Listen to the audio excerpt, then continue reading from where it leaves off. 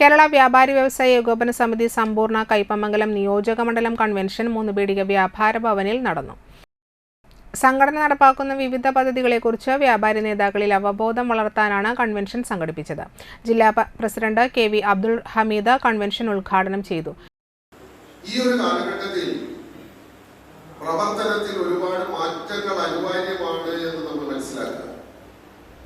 അത് എന്തുകൊണ്ടാണെന്ന് ചോദിച്ചാൽ, കാലങ്ങളായി നമ്മൾ അനുഭവിക്കുന്നതിൽ നിന്നും വിഭിന്നമായി നമുക്ക് പെട്ടെന്ന് മറികടക്കാൻ പറ്റാത്ത വലിയ ഒരു വിഷയം വ്യാപാര മേഖലയെ ഗ്രസിച്ചിരിക്കുന്നു എന്നതാണ്.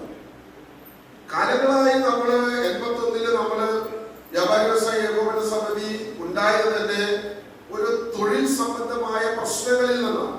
അല്ലെങ്കിൽ നിയോജകമണ്ഡലം ചെയർമാൻ P. പവിത്രൻ അധ്യക്ഷനായി. General secretary NR Vinod Kumar മുഖ്യപ്രഭാഷണം നടത്തി. നിയോജകമണ്ഡലം general convener MR Sachidanandan, treasurer MB Mubarak, unit പ്രസിഡന്റുമാരായ VR Ullas, KK Baburajan, UU Raveendran, MKM Iqbal, VK Josy തുടങ്ങിയവർ സംസാരിച്ചു.